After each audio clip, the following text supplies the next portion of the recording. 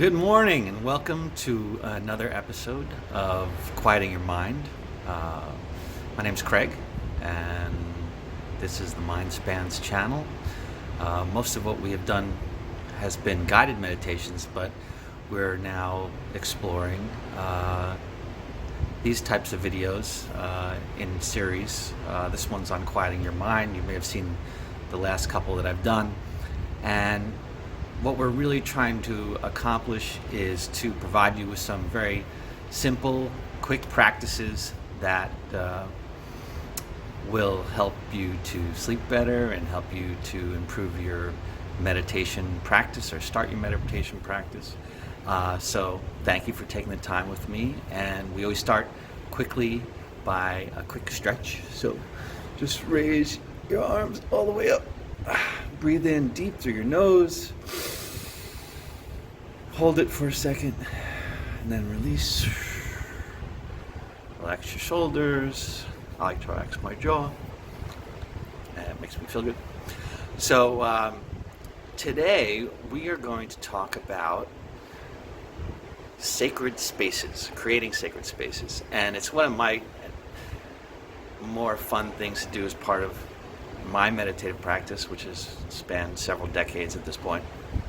And when we talk about quieting our minds, it's not so much that you're running away from the noise, because you can't do that. It's always going to be there.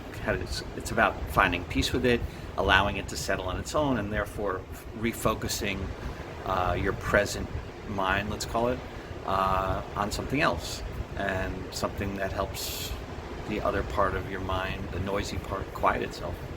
And so it starts with a journey, and we're going to go on this cool journey, and then and get to a sacred space.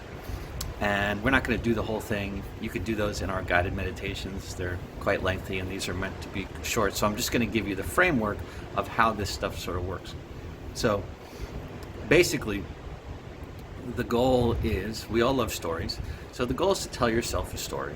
And the story is, you're going to walk on some paths, usually downhill, because it's sort of representative of moving down into your subconscious. You're going to really try to fill in as many details as you can, and visualization exercises do take time to get better at, but you will get better at them as you practice. And so if there are bird noises, or a river, bubbling river flowing, or the wind through the trees and the leaves when they're shimmering like or just the sand, the sound of when you're walking on sort of a dirt path with gravel and that sort of crunch,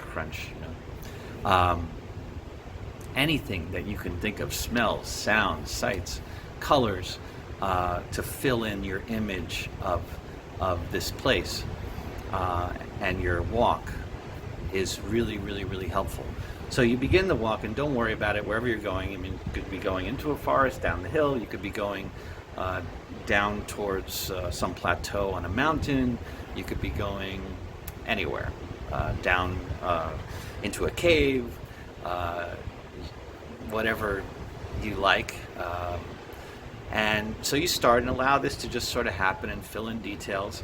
And then what I want you to do is always focus on breathing, not to the point where it becomes your sole focus, but just something that you're cognizant that you're continuing to breathe reasonably frequently and steadily, and then always in through your nose. Hold it for a second, out through your mouth. And with each breath, what you want to feel is slowing yourself down. So a lot of times we are always sort of rushing, and even in our mind, when we visualize, we start to rush as if there's somewhere to go, which is sort of funny, and there's nowhere to go. So the point of this whole exercise is to walk, and walk slower and slower, and with each breath you feel lighter and lighter, and you fill in more details of the surroundings, and you start to feel different parts of your body. So try to become sort of more present in each step, in how your ankle feels and how your toes feel with each step that you take, and how each foot moves from side to side and your weight shifts with each step that you take, and how does your body feel and how does your posture feel.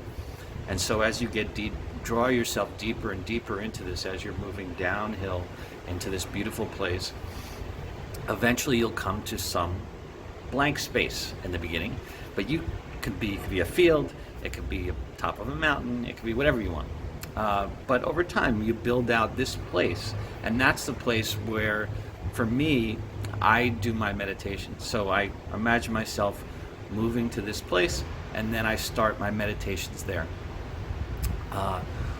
So I really encourage you to practice this, and visualization exercise help, right?